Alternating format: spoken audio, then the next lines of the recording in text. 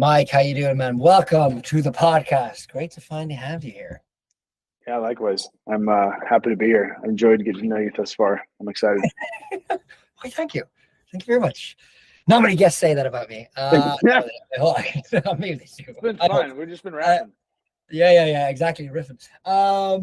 Rhyming and stealing, as the Beastie Boys said. I think first thing I always ask people to do when they come on the podcast is introduce themselves, because I have a habit of botching people's intros, and so I'd rather have you speak for yourself. So, Mike, do you want to tell us a bit about yourself? You know, who you are, what you do, and how you got to where you are today? Yeah, of course. No, appreciate it. Mike Larue. I am a Southern California, not native, but I've lived in Southern California most of my life. I've been happily married for coming on 5 years. I have a 4-year-old daughter, a 3-month-old son, so life's crazy. But live in Orange County, and I've been in the franchising space for, over 18 years now. And I'm currently the vice president of franchise development for Angry Chickz, and we're a fast casual Nashville hot chicken concept. You think of Dave's Hot Chicken, pretty close to the same menu, but some differentiating factors there. But when I got in the industry back in 2006, it was more on the franchise sales side. Did that for 7 years. Was only focused on emerging brands, and really gained I feel I really gained a good understanding of what not to do as an emerging brand, or someone who goes from, hey, I have a cool concept and now I want to go start franchising. And so at the latter part of that first phase of, I call my career in franchising, I stumbled upon a video by a gentleman, a TED Talk video, TED Talk video by a gentleman by the name of Simon Sinek, which I think most people are now familiar with. But he did a TED Talk called "How Great Leaders Inspire Action," and that hit me like a ton of bricks, because I was where I was at in that phase of my career in that company. It was hard to go to sleep at night sometimes, just knowing kind of what I was selling or what I was trying to promote. And I just kept on feeling, God, like things have to be able to be done differently. And I could never really pinpoint what that looked like. And that video was kind of the ignited that fire, if you will. Yeah. And so I wound up leaving that company, started a consulting advisory firm. The initial intent was to do franchise sales, but franchise sales is an interesting business as a consultant when you're not actually working specifically for a brand. But so that turned into more advisory and consulting on the new restaurant development side. Wound up hooking up with some buddies of mine who wound up acquiring the territory rights to Southern California for the Halal Guys, which is at that time was the famous food cart out of New York, and everyone had been trying to franchise that for years. And when they flipped that switch, I think the company who was selling the franchises put like 400 in development in a very, very short period of time. Yeah. Well, we found that they didn't have a lot of systems and processes in place to actually support that growth. And so when the first franchise location opened, it was awful. It was garbage. And so, my business partner at the time had been building restaurants for years. I think at that point he had built over 300 or so restaurants. And so he built the second franchise location for Halal Guys in Costa Mesa, California. And it was amazing. And so they wound up hiring us to kind of be their new restaurant development consultant. And so not really having any experience on the construction side of things. I just, we figured it out, but gained a real good understanding of that, call it phase of the business, not just on the franchisor end, but franchisees who, when they sign their franchise agreement and then they start looking for real estate, what resources are available or not available to help them find, the best sites fitting for what they need.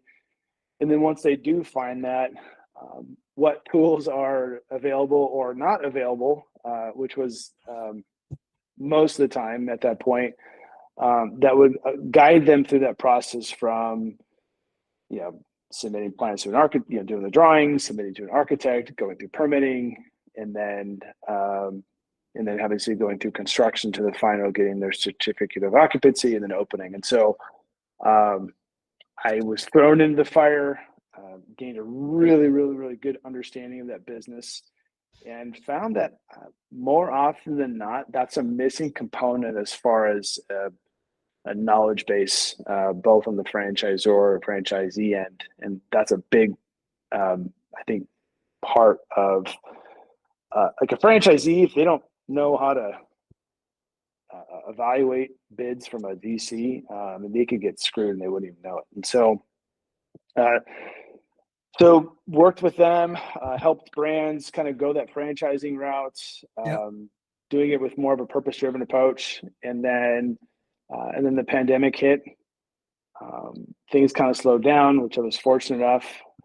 Wasn't necessarily looking for something, but I always thought it would be really cool to link up with one brand that I could put 100% of my focus on and take all these things I had learned over the last several years to see what I can do. And so, I had my little girl at the time, and then I was fortunate enough to go through the LinkedIn rabbit hole, and one contact led me to another, to a recruiter, and then an interview, and then wound up landing the role with a junior ramen bar, and then did really well there. Absolutely loved the concept, and then wasn't necessarily looking to make a move, but kind of a no pun intended, I got plucked. And to come over to Angry Chickz, and I just I love the story here, and what was already built, and just having the ability to kind of have a white canvas and make kind of build, at least from the franchise development standpoint, build something that I could align with, not just personally, but from a vision standpoint. Like, how does this align with the things that are most important to me? And that was October of last year, and here we are. Yeah, I mean, it's actually kind of phenomenal because, you guys are in that sort of escape velocity phase now. You're like 24 locations you guys have? Yeah, we got 24. We got 25 opening on April 5th. We have 2 more leases signed. So yeah, we're our founder is very entrepreneurial. He likes to move quick. But these are, out of the 24 locations we have currently, even the 25th, 26th, and 27 that are coming on board, only 2 of them are outside of California. Yeah, I saw that. So, I mean, clustering it obviously helps you kind of scale it quickly as well. I mean, in the sense that you're not having to fly over to Tempe, Arizona or something and be really fish out of water almost to try and make it happen. That is obviously purpose driven as well to launch all these stores in California first and foremost. Actually, no. Yeah, it's funny. It's our founder has an incredible story, and it literally went from he started in Hollywood in 2018, and that had some success, and then they popped open another one, and then Dave's Hot Chicken at the time was, they were I think they had, at that point, they had their prototype built, and then they started selling franchises, and just with the relationships, obviously they blew up pretty quickly. And so he saw that they were franchising. He didn't necessarily want to go the franchise route right away, and so he actually was looking at markets that Dave's Hot Chicken wasn't in yet. And so he would look. So that's kind of how he chose where to go first. And it didn't matter if it was, he went from Hollywood to Van Nuys to Fresno, and then all the way up to Sacramento, and then he's all the way down on Oceanside, and so and then randomly opened in Glendale, Arizona, and then Las Vegas. So proximity wasn't necessarily, I think, on his priority list. He was more looking at, hey, what are the best second gen sites, and where do we want to be, and where can we plant a seed and kind of plant our flag first, and that kind of dictated where he went. No, it makes tons of sense. I mean, the proof's in the pudding. I mean, if it's only been a couple of years and you're at 24 locations already, I mean, it's pretty like phenomenal. Like, it blows it speaks to his sort of entrepreneurial sort of ambition, determination. It actually blows my mind on what he's like with what he's had, like with what he's got to with zero systems or processes. In my experience, it usually implodes pretty quickly and a lot sooner than call it now we're 6 years in, or 5.5 years in. And I mean, he got to a point, there was one point in time where there were 400 employees and he was HR. I mean, that's the California founder. That's the Bay Area. I guess so. Keeping the culture. But that's important. That's an important thing for the culture of the organization though as well. You know what I mean? Like that, everyone goes through like David, you know what I mean? That it's his vision of not just like where the food goes, not just where the locations go, but the people who are there as well. Yeah, exactly. And one of the things that I love just through my process of getting to know David, he knows what he doesn't know. I think a lot of founders have founder syndrome where, and you can't necessarily fault them because they've gotten to a certain point based off of decisions that they've made. And what David has realized is what has gotten him to this point is not necessarily going to get him to 50 or to 100. And so, so once he kind of made the decision to franchise, he has invested heavily into building the infrastructure from a franchise development standpoint, and not just to prepare to go the franchise route, but to really build that infrastructure so he could continue growing corporately and have those systems and processes in place and have that knowledge of how do we pivot in this market based off of what we're currently doing. And so it's been it's been pretty amazing to see. Is there a mix of like corporate and franchisees, or like how does we are all corporate right now? All corporate. So we just launched a franchise program in October. And we do have our location on April 5th is it's in California.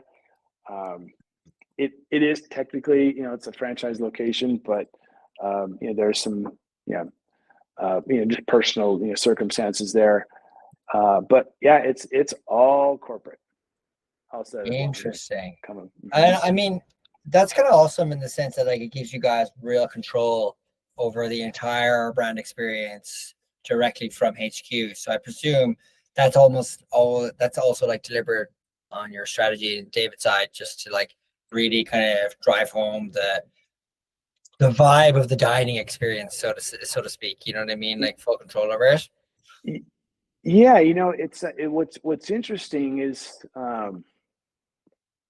we have a director, Robs, who came from spent a lot of time at Raising Cane's, and he is an absolute stud. And what's interesting is that when you have that many locations to work with,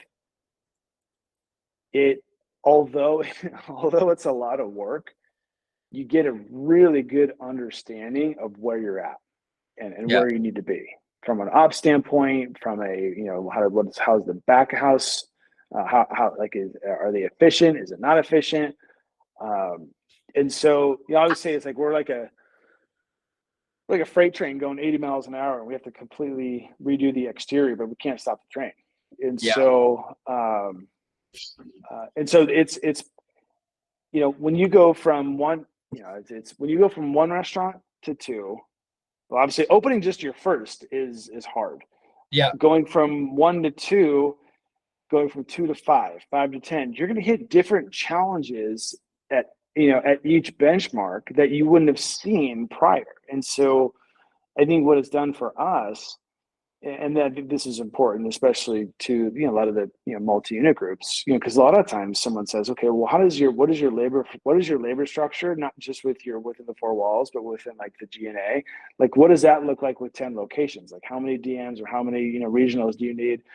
Most brands can't answer that because they started franchising way before they got to that point. And so the fact that we've gotten to where we're at now, like we know how many how many restaurants maybe one GM could oversee, or how many restaurants a DM could oversee. So we know what that capacity looks like. And so when we go into new markets for franchisees, I think we have at least a better understanding of, from a capacity standpoint of what they have the ability to do. So we don't go out and totally oversell a market like I think a lot of brands do and just jam these, super crazy schedules down people's throats. So just having a better understanding of what it takes to actually scale to that level is going to give us better understanding to when we're talking to, other franchisees. It's interesting you say that. And is that like from the point of view of just like the difficulty of labor to like find people? Like if you could find people easily, would it be easier then to like scale faster? Is that what you're saying? Yeah. I mean, it's honestly, it really is. And I feel like, especially with us in California, and it's not just California. I think it's just across the industry in general. Restaurants are being forced to get nimble when it comes down to just their bottom line. But I think more importantly, if you build a culture where people believe they believe in what they're doing and they believe in the vision that you have for the brand, it's going to be a lot more difficult for them to go across the street to someone who's going to pay them a few bucks more an hour. So if they feel like they're actually a part of something, then that labor, or it's you're going to be able to retain people much better. And so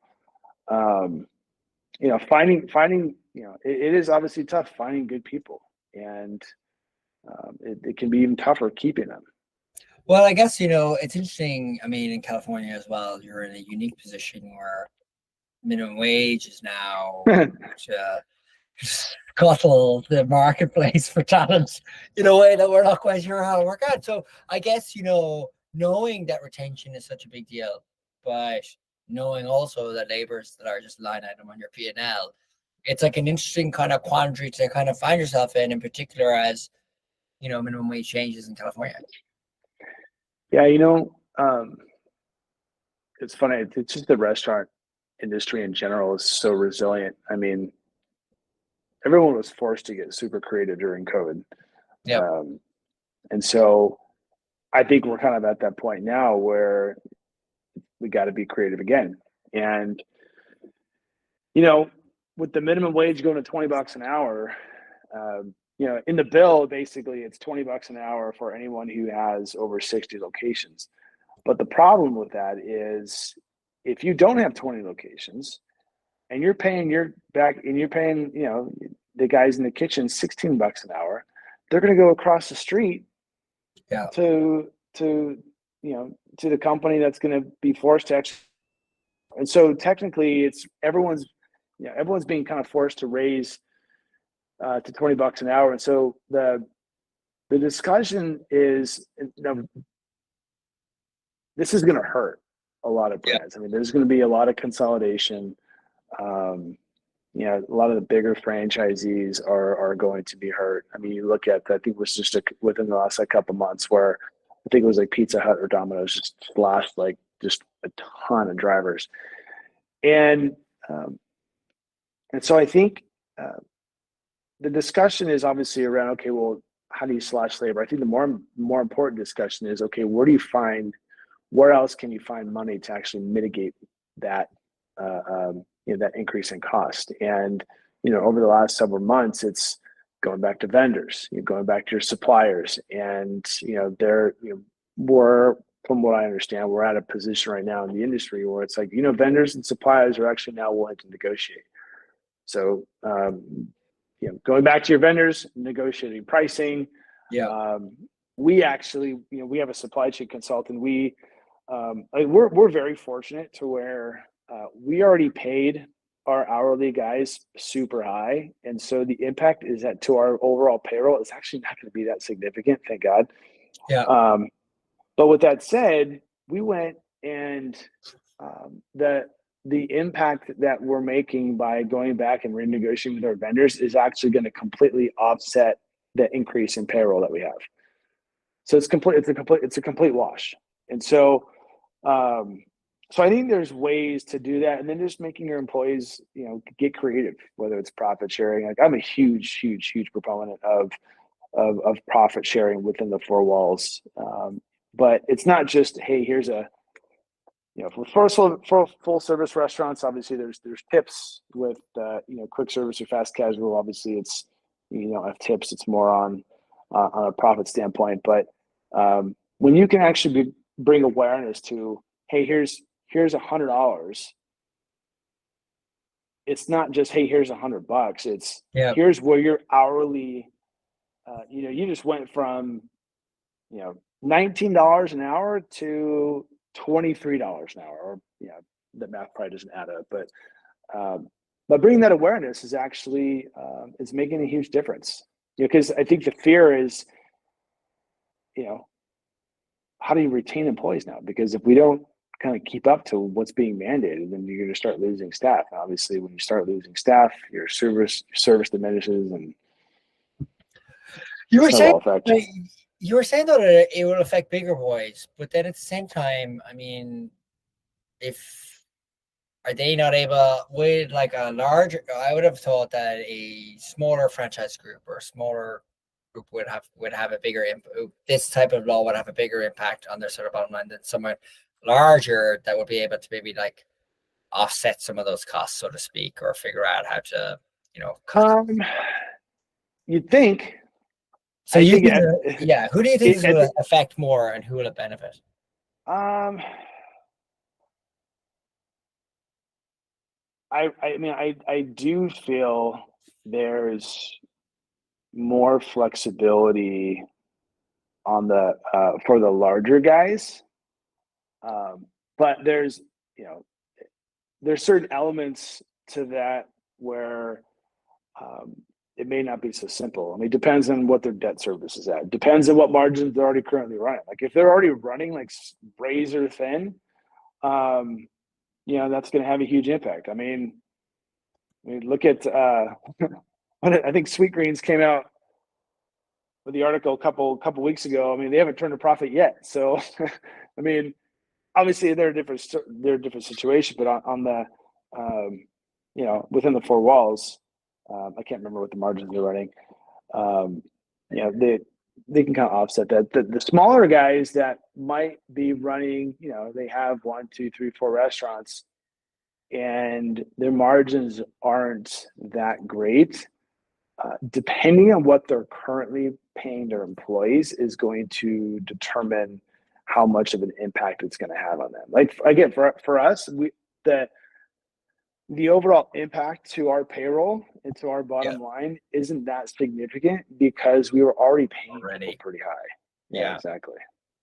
Okay, interesting. I guess, this goes into like, you were chatting offline and you were talking about like responsible franchising. Yeah. And I guess, there has been sort of this upswelling of like brands like yours, like Angry Chickz, that like are into like more socially responsible sort of growth. And it sounds to me like paying people a fair wage, you're already doing it without having the need for like a government mandate to actually make that happen. So like it's almost like insulating you from a lot of what you can see in the foresight of what can potentially happen, because God knows what sort of, to your point about restaurants being very resilient and the hospitality trade being very resilient, like we don't know how this will mutate the sort of marketplace.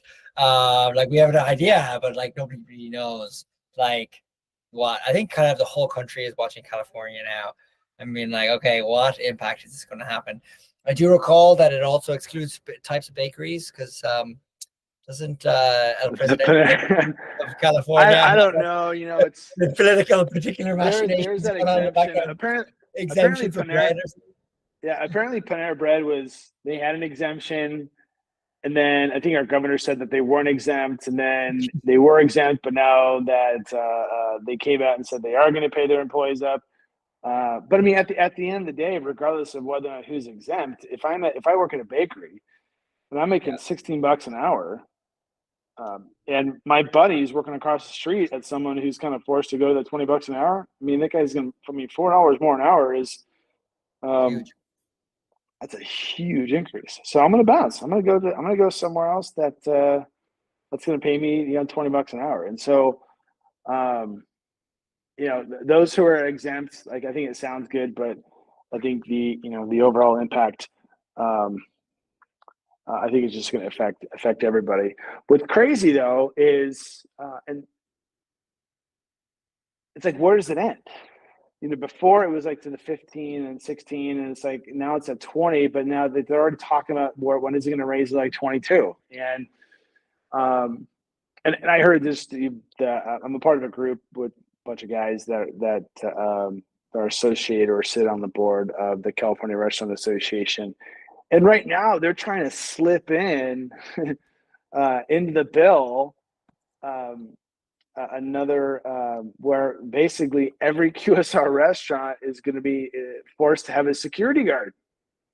I mean, it's like blows my mind. And I don't think it'll fly, but it's like they're just trying to slip things in, and it's just. I mean, I guess it's it's politics first and foremost, but like.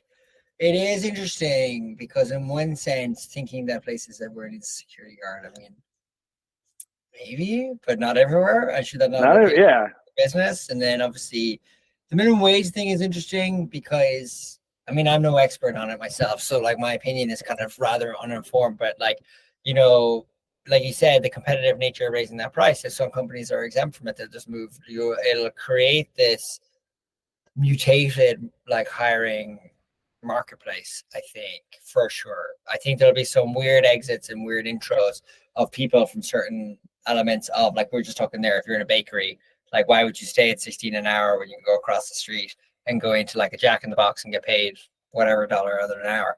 I think it's like an interesting time, and I think it'll create this mutation that I don't think we're ready to see. But I thank you for sharing that, because I know that like it is a very, I don't want to say touchy subject, but it's quite sensitive, I think, for a lot of people, because in one sense, like you're already speaking to the fact that like, we already pay our staff well. So we expect ourselves to be insulated.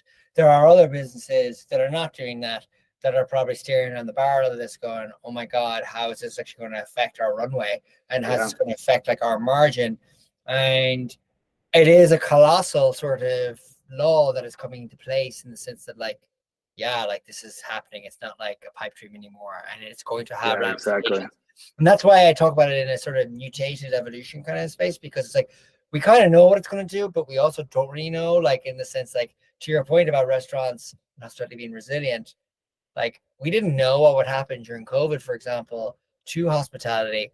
Mm-hmm. And now we have this kind of quasi online, offline sort of business structure where before COVID, people were 70% online, like offline, 30% online. And now you have that completely inverted. And you're talking about a business that's existed for 1,000 years, a style of business.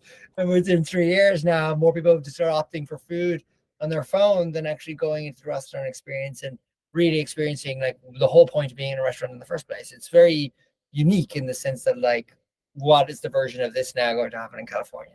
That's what makes me excited for it. Yeah, well, I can say this, and it's funny because we actually talked about this today.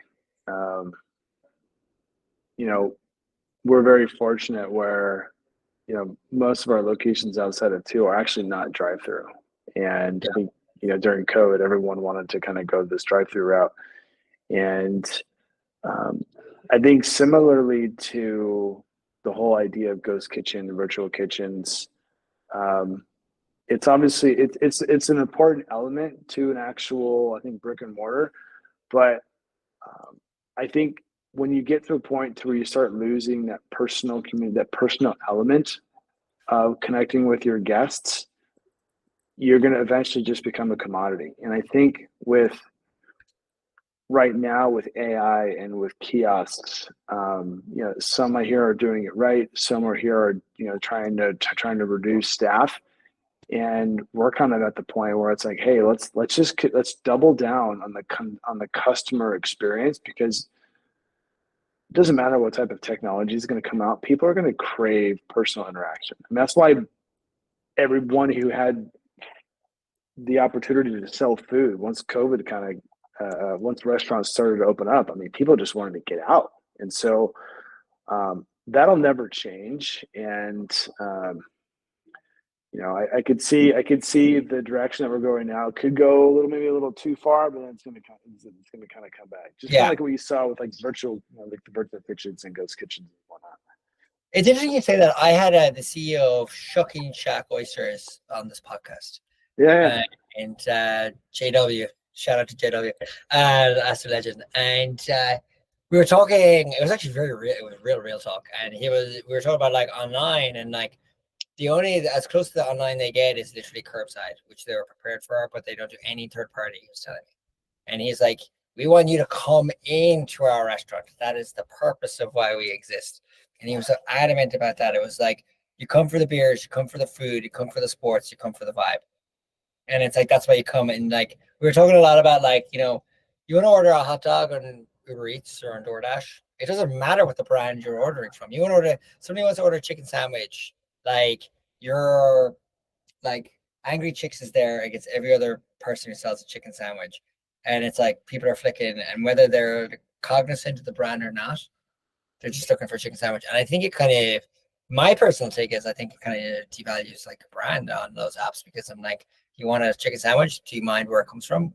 Yes and no. Like, if you've never heard of Angry Chickz before, what's it to you? You know what I mean? Versus like, if you have, then you're like, okay, I know. But because there's so many chicken on this thing now, you're just kind of lost in a sort of confusion. And I think like when your real value is the in-store, and you're like, wow, like the smell of all the chicken, and like it's just the vibe in there, and it's like people having a good time. I buy into that. I actually think that. I mean, what's your take on like sort of the online versus like offline? I mean, like you guys do online, so I'm curious. So, well, it's so funny because our founder had the exact same thought. Is we want to get people in the restaurant, and when it comes down to third-party delivery, we started doing it. We don't necessarily push it. We did start doing online ordering, and we actually had this conversation today. At least from an online ordering standpoint, and again, we didn't have online ordering at all. But you still have to come into the restaurant, and so I think there's an element of a customer experience, whether they're coming to dine into the restaurant or if they're coming to just pick up, where you can actually make that guest feel. We can give them a valuable experience. The third party delivery, it's kind of like one of those things now where I don't want to say you're forced to do it just because everybody else is doing it. And if you don't do it, then it's like, whoa, why aren't you guys doing third party delivery? So I think it's become more of a consumer norm. Yeah. If you're not on it, it might have even more of a negative effect than if you were actually just on it, and you get a certain percentage of sales of people buying from you or not. It's like one of those ones, exactly, like if you're not at the party, if you know what I mean, like you're not at the party. But then at the same time, I'm always like in my head going, how would you measure the success of the impact of that? Like, I mean, obviously at a dollar value, you can see incremental dollars, like you could just run a data test on that. But on the impact on the brand, like to say, like, if you're not there, like what could you be potentially losing versus like the impact? Like for me, I'm like, I mean, my own personal taste in it is like I never order it. I haven't ordered from an online app in this year, and I used to be, and I've lost nearly 20 pounds because of that. So I'm 100% saying that. It was always Carl's Jr.'s chicken stars. Chicken stars were the thing that I was always getting. That's funny. But, I feel like all I do right now is like DoorDash. totally, I don't know what it is. I think living in Williamsburg as well makes it easier for me just to go outside and get a slice, and I'm like, I'm very happy with that versus. Yeah. Let me order $35 of Taco Bell now and eat all of that. You know, Well, like I will say this: if your food doesn't travel well, then maybe not a good idea to actually go to third party delivery. Because if it's going to be a crappy experience as far as the execution of the food, then I would agree. I wouldn't want to put myself in that position. But that's actually quite interesting because every brand had to do it. So what we've all experienced since COVID is a subpar dining experience then, because so much food is not really ready for prime time. That's actually, yeah, you actually make a good point. And I think like, I don't get angry with the restaurant for the way the food arrives. You know what I mean? I don't get angry with the DoorDash driver because I'm like, the guy's on minimum wage and on tips. So who am I getting angry with about the state of my food? So I've kind of accepted the fact that third party means I'm going to eat a mushier sandwich, or I'm going to have something that when you open the box and you're like, what? Honestly, you do make a good point because we just had this experience not too long ago where we actually dine into this place quite often. Oops. Yeah, you're here. Yeah, we dined in this place often, but then we got it delivered and it wasn't that great, but didn't have any reflection on how we feel about the restaurant, the actual execution of it. Yeah, totally. And I think it's like, I think it's been an interesting sort of evolution in thinking about food because like, I mean, I tell you, I had the CEO of East Coast Subs on, Craig Dunaway, and we were talking about this fact. It's like, we want to bring more people. We were like always like, we never wanted to be first to try things, like let other people test into these things. And then COVID happened and forced their hand into third party. But like, they didn't really have any experience with third party. So it's like, how do you think about containers and wrapping and keeping heat and all the different things that go into testing, how you even deliver the food appropriately. But he made a really interesting point to me. He talked to me about like, 2024 is the year of their in-store sandwich, basically, or the in-store sub, in the sense that like, when you come in, if you come in, you better be getting like fumes coming out of like he used the word fumes, which I thought was like just very evocative. But I think about that a lot because it's like, you go in, it's like, how much more elevated is that experience? Because to differentiate from the experience of food that travels and your expectation of like what kind of food should taste like, like, when you get a burrito online and you're like, yeah, I guess it's fine. You know what I mean? It's like, it'll do. I'm starving. So interesting. You know what I mean? That might come out. Might not come out too well, but but you're like, I'm starving, so I'm gonna deal with it. I think about that a lot because, like, I mean, your food is so particular as well. Like, it's like a great chicken sandwich, and you're having that in the restaurant. It is like tops, and it's like the difficulty of figuring out how to make that happen when you're at home. I'm there with the fries and the soda. I think it's like it's a different entire restaurant experience. I think I went off on a bit of a tangent there on third party. That's all right. I do hope to get Uber on this podcast at some stage. Or DoorDash, if they're listening. I don't hate you guys. But here, I do want to talk to you about one thing though that you mentioned, and it is the responsible franchising stuff, because I do think that's an interesting insight of what you were talking about in terms of supporting franchisees. And as you like scale, as you guys scale, how does that play into like sort of your mindset? So I know it's a bit of a left field move from what we were just talking that's about. Okay. Like, shitting on third party, but here we are. Yeah, the whole idea of responsible franchising, and again, I'll when I post this, I'll tag his name. But this is something that just over the years, I kind of saw not just on the franchisor end, but the franchisee end. Franchisors who were guided down a path because they were working with a franchise consultant who probably was guiding them down a direction that was more self-serving versus what's good for the brand. Yeah. And and then that brand starts franchising, and it's you build that momentum and you build that hype. Well, then it's going to attract, there's, I think, like in any industry, you have early adopters and you have those who want to kind of wait until all the bugs get kind of fixed out. But the early adopters, a lot of times, they understand what to look for. They understand what works, what doesn't work. And usually the early adopters who are actual experienced operators, more often than not, they'll make it work. But the problem is in the franchise sales side of things,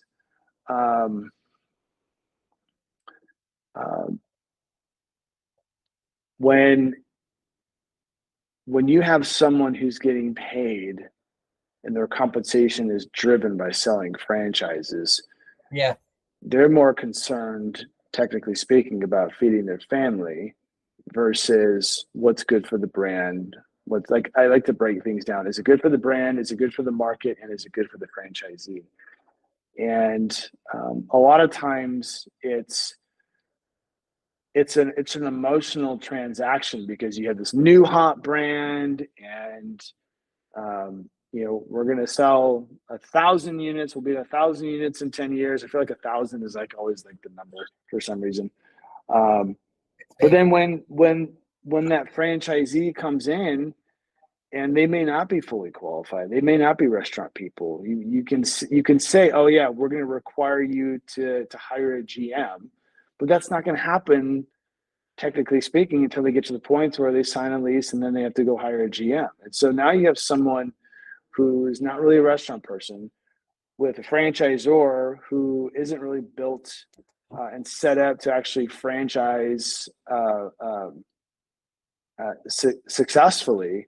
It's a recipe for disaster. And I've seen that happen over and over and over and over. And I feel like, I think in the past, there was this mindset, and I've heard this before, just in my own experience. It's like, well, we'll train these people to do it our way, or we'll train, we'll train these franchisees to our system, and they'll be able to do it. But it's like, at least in the restaurant world, there's a lot of elements of operating a restaurant versus, hey, just showing how to flip a burger, or in our case, fry a tender, or do a batch of fries.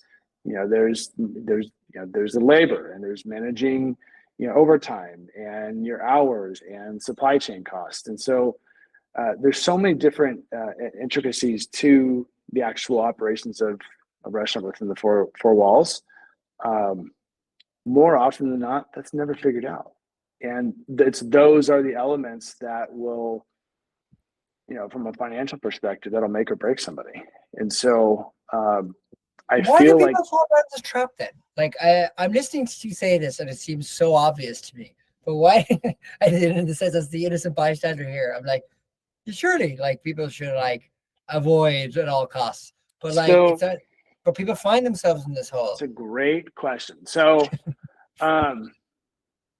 it's funny because I did a video on this the other day, and nice. I feel like a lot of these conversations have, at least in my past, they're always done behind closed doors. Nothing's really out there in the public, because from a public standpoint, or front facing standpoint, it's all talk. Oh yeah, well of course we do all this, and I think there's this old guard in franchising, and it's not everybody. Obviously there's a lot of good guys in the industry, but I think there are big companies who've been doing this for a long time, who have a client base. I mean, you look at the top 100 restaurants in the world, and they might have half of those as clients, or past clients. And so if I'm a brand that's looking to franchise, or if I'm, let's say, a potential franchisee and I'm looking at a concept that says, oh yeah, we use these guys to help us get us set up. How would I know any different? Fair. Because it's crazy. Like even independent restaurateurs are, the knowledge of franchising and all of the pillars to actually make it work. There's a lot of different expertises that have to all fall into play to make something actual, to build that kind of that rock solid foundation. And most people, most people don't do it. At least they don't do it right. And I think there's a lot of people actually that might think they're doing it right, but they're trusting someone who's a franchise expert that is just leading them down the path that just not good for it's more self-serving because they see the big dollars in franchise fees. And so there's a lot of sharks and charlatans out there that any hot up and coming franchise that's listening to this podcast, beware the charlatans and the sharks. Yes. Because like in one sense, like they provide enormous value. It's just, knowing who's good, knowing who's not. And like if as a kind of final little bit here, what are the key indicators if I was setting up Alex's chicken and I call it Happy Chickz instead of Angry Chickz, okay? Alex's Happy Chickz, okay? And I was busting my ass and I got to like 4 locations and I was like, whoa. And it's like, yeah, like I need like professional help to kind of get me where I need to go.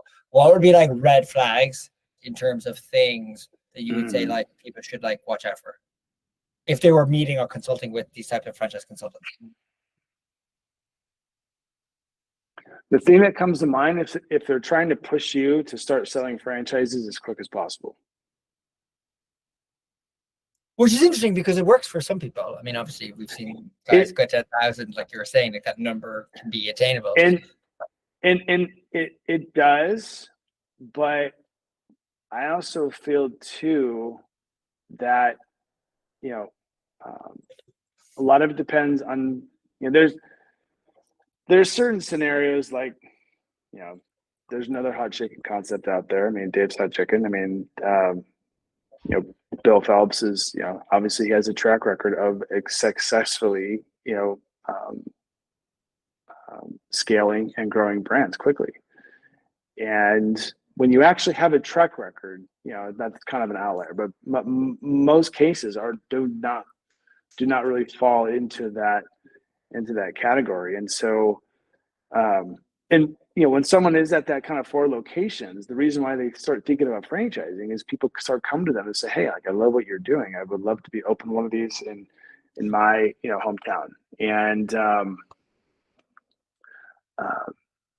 And so you start getting on that franchise sales mentality, and then you go find the first person who has franchise experience, and they're going to more often than not pull in the people that are relationships or are contacts, and they might be able to fulfill certain pillars of building that infrastructure, but they may not necessarily be the best at what they do. But again, going back to your question, I really feel like if someone's really pushing to, hey, let's get you to the point where we can start selling franchises, that's a red flag, because you can't just, there's a lot of elements that need to be put in place. Supply chain is a major one that I feel most brand owners miss getting actual set up. The supply chain side of things, they like struggle with figuring like out. having like a supply chain strategy. I mean, because like for example, Cisco US Foods. Yeah.